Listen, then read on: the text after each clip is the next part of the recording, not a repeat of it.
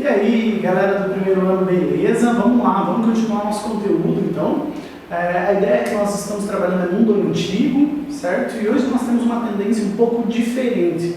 Nós temos um perfil de estudo, nós chamamos de eurocentrismo, certo? Quando nós trabalhamos nessa vertente, nós trabalhamos com os principais povos, as principais civilizações que fizeram a construção da história da arte e, geralmente, a partir dessa ideia, nós vamos adentrar a Europa e vamos ficar circulando ali, somente nesse perfil, certo?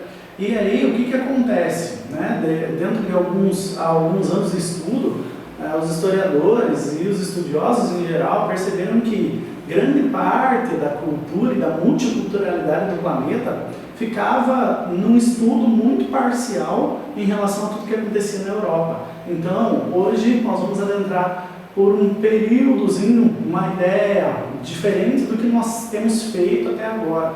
Vamos conversar um pouquinho sobre povos que não estão incluídos nessa vertente eurocêntrica, né, e são abordados com os detalhes da sua multiculturalidade também, pelo fato de que também tem grandes contribuições e às vezes padrões até mais antigos daqueles que são analisados dentro somente do contexto mais europeu, certo? Então nós vamos hoje abordar essa tendência. Legal. Então falando sobre antiguidade, lembramos que nós ainda estamos nesse nicho, né? nesse quadradinho, estamos falando sobre antiguidade. Nós vamos lá iniciar pensando um pouquinho no nosso ponto de partida. Ainda estamos no capítulo 3 e estamos falando sobre o mundo antigo e as nossas tendências, que vocês já sabem, já foram conteúdos das nossas aulas anteriores. Ok, então, grandes civilizações, a produção escrita e a ligação com o transcendente. Sempre padrões chaves para analisar a produção artística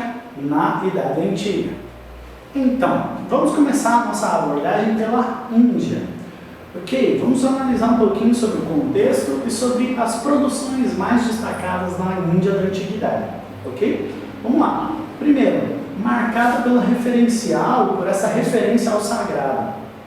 A Índia tem um padrão de culturalidade mais avançado, mais distribuído nas questões religiosas. Isso causa uma grande mudança nas perspectivas de produção em artes também, certo? Ótimo. A produção religiosa em cerâmica e escultura. Um exemplo importante são os cinetes hindus, né? Estão colocados aí na nossa proposta de slide, os cinetes hindus feitos em pedra-sabão. Ótimo. Então, quando nós pensamos em Índia, temos que relembrar as estruturas da antiguidade, essa referência ao sagrado, mas agora estou pensando numa culturalidade bem diferente e numa possibilidade muito maior e muito mais diversa de divindades e associações com o religioso. Então temos que pensar nisso e preservar esse pensamento para poder fazer uma análise mais concreta do que é a ideia cultural lá da Índia. Ótimo. Produção religiosa, pensando em cerâmica e pensando na escultura. Legal, legal. Vamos continuando. Hoje nós vamos abordar também duas questões lá do nosso material didático, tem a ver com a construção metódica, vamos dizer assim, entre aspas, né? Uma construção mais de método e registro a partir da ideia de arte. Pensando assim, nós temos alguns registros milenares que vão trazer lá, por exemplo, a cultura indiana. Nós temos esse termo, né? Natya Sastra. Natya Sastra. Legal. Quando pensamos nesse termo, a gente tem que pensar que é um conjunto, uma espécie de método, né? Uma organização mais metódica de formatos e de simbologias desenvolvidas em arte relativas diretamente à crença. Ótimo. Então vamos pensar assim. Outra perspectiva para o surgimento das artes cênicas. Nós vamos estudar logo aqui o surgimento do teatro a partir do pensamento eurocêntrico, pensar numa nova perspectiva para o surgimento das artes cênicas. A gente estava pensando lá, falando sobre o teatro grego e organizando assim, pensando que o teatro que nós vamos estudar logo após, né, é a Grécia e a construção do teatro a partir dessa visão eurocêntrica. Mas aqui nós temos um registro que é anterior a isso e já traz essa ideia de conduta teatral e um registro mais num formato de manual para a ideia simbólica de teatro, na Índia. Então, percebemos que essa multiculturalidade ela influencia demais no padrão de construção da história da arte. E isso é que torna tão relevante o estudo desses dessas outras associações de arte. Perfeito. O Manual das Artes da Dança, a compilação de séculos de cultura. Olha só, esses termos assim são importantes quando a gente pensa no Natya Sastra. Por quê? Quando nós pensamos nesse manual, nós temos lá, e é muito importante pensar, configurações de mão, configurações de olhar, sorrisos, configurações de corpo, que são automaticamente associadas a um simbólico e diretamente associadas ao trato e ao manejo com os deuses, as divindades, e isso é muito fundamental que a gente compreenda, pelo fato de que, se essa associação acontece da forma tão metódica, nós teremos aí um formato diferente de tratar o modelo artístico e até mesmo o status do artista. Fundamental então pensarmos nisso. O nosso fechamento aqui para pensarmos na ideia de Índia, né? Conjunto de regras representativas com extensa simbologia e o domínio exigia a prática constante. Então, nós tivemos aqui, por exemplo, na televisão brasileira, alguns exemplos nesse sentido, né, de pessoas tentando organizar ali representações de como eram essas culturas, né? A cultura indiana também já teve aparente nesse sentido. Quando a gente pensa assim, aquela questão da infância, os pequenos eles são constantemente estimulados a manter um treino diário, principalmente as meninas na dança, um treino diário das representações e das organizações das posições do Natya Sastra. Interessante pensarmos nisso e organizarmos o nosso pensamento. Ok, até agora conversamos sobre Índia. No nosso próximo passo, vamos conversar um pouquinho sobre a China. Ótimo. Antes, organizando as nossas imagens aqui. Certo. Olha só a ideia de conduta e de posicionamento. Ok? Legal. Vamos para frente então sobre China. Agora, pensando na China, nós temos marcadores diferentes, certo? Um pouquinho inusitados em relação ao que aconteceu na Índia e um formato de trato diferente. Vamos lá. Marcada pela referência ao sagrado.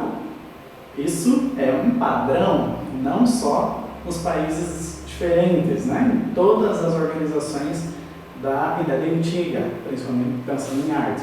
A devoção ao imperador e a questão das tumbas. Nós vamos ter essa presença, essa fundamentação no Egito, ok? E a devoção ao imperador começa a ser uma tendência também do mundo antigo, certo? O imperador muitas vezes representa a divindade terrestre, ou a representação da divindade na terra. Ok, quando a gente pensa nessa ideia de devoção ao imperador, nós também pensamos lá na organização das tumbas, na organização de túmulos, sepulturas, e pensamos nessa organização gráfica que acontecia, pensando sempre num objetivo de imortalidade, de continuidade da vida. Legal.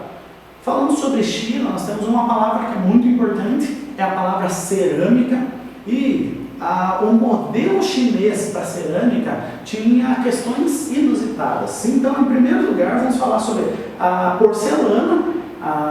porcelana chinesa, que é muito famosa, certo? Algumas pessoas comentam bastante, mas um outro modelo que também tinha uma questão muito diferenciada no modelo da China da Idade Antiga é o modelo de técnica de moldagem em partes. Ou seja, os moldes eram construídos em partes e as esculturas eram modeladas em partes também. E fundia-se se fundiu uma parte com a outra para que a escultura ficasse devidamente organizada. Então, em partes, moldagem em partes. Interessante, que nós vamos ter um exemplo aí fundamental e importante que você vai pensar daqui a pouquinho. Pensando em temas, o professor colocou aqui 2 tópicos pensando nos temas. A partir dessa moldagem aí, nós temos os animais fantásticos e os temas que são rituais, a partir da porcelana e dessa técnica aí de moldagem em partes. Muito bem, vamos lá, falando sobre China agora num contexto mais amplo e na usabilidade da arte. Olha só, a China sempre tem, como os países orientais em geral, eles têm como tradição a questão da regra. Ótimo. A música, a dança e o teatro vão ser utilizados no momento antigo pela China como formas de trato ou formas de organização. Vamos pensar assim, a música ela é colocada como uma função de acolhimento e de agrado ao visitante, a saudação ao visitante ilustre e na diplomacia em si. Ótimo. A dança tem uma representação diferente, ela ocupava uma função mais ritual e religiosa. Existiam as danças para sepultamentos, existiam as danças para rituais sagrados de cura, para rituais de chuva e apelos ao ambiente e ao clima. Interessante. Continuando ali, pensando na ideia do teatro, a gente tinha o registro extenso, uma função aí muito grande, um registro muito grande, histórico e tradicional do que hoje nós chamamos de arte circense, né? Não podemos usar esse termo ainda porque estaremos tratando de um termo fora do seu tempo, né? Mas a ideia é justamente essa. Os acrobatas, os malabaristas e os mímicos tinham uma função muito elevada. E é muito interessante pensar na ideia da visão nobre do ofício do artista. Quando a gente pensa na visão oriental, a gente pensa que o artista é colocado num patamar diferenciado, né? Ele é colocado num lugar diferente, destacado da sociedade, como um ofício nobre. Interessante pensar nessas ideias também, certo? Aí nós temos imagens importantes, legais, e essas imagens elas refletem um pouquinho sobre o que é a ópera de Pequim. Falando assim rapidamente em termos gerais, em primeiro lugar, ela é resultado de 2 questões. A primeira, a homenagem a um dos imperadores importantes desse período, né? Período antigo na China, Qianlong, ok? E o segundo é resultado da fusão de grupos de artes cênicas e de música, certo? Esses grupos eles se fundiram e começaram então a serviço do imperador, refletindo aquele pensamento de que o artista tinha uma função destacada na sociedade, a serviço do imperador, servir como um adereço importante, como se fosse um mimo da realeza ali nesse povo, nessa dinastia oriental, né? Então tem uma qualidade diferenciada quando a gente pensa em ópera de Pequim. Tá, vamos pensar assim, qualificações importantes da ópera de Pequim. Considerada patrimônio intangível da humanidade. Olha só que interessante, não se toca, tem que ser preservada essa cultura. Interessante, né? Outras ideias, a representação tradicional, a simbologia, os figurinos também tradicionais. Existem algumas questões tradicionais, inclusive, da ideia da antiguidade, que as mulheres não podiam atuar, os homens tinham que fazer a representação do papel feminino, e alguns ainda preservam essa ideia de tradição de homens executarem os papéis femininos, embora agora já tenha sido, já se tem uma liberação para que as mulheres atuem, né? A ideia é importante aí de qualificação técnica. Na grande maioria das vezes o palco está vazio ou com cenários muito simples e a representação é sempre mais importante, ou seja, o ator e o ofício, como eu disse mais uma vez, né? O ofício se torna mais importante do que necessariamente o adereço ou necessariamente o que está por trás dessa ideia, certo? Então, vamos lá. Recapitulando China, pensamos na ideia também de religiosidade, pensamos na ideia de tradição, uma elevação do ofício do artista e esse retrato importante da cultura tradicional da China, Ópera de Pequim, certo? Pessoal, eu me despeço hoje de vocês e nós continuamos o nosso roteiro de estudos. Até a próxima. Valeu! Tchau, tchau!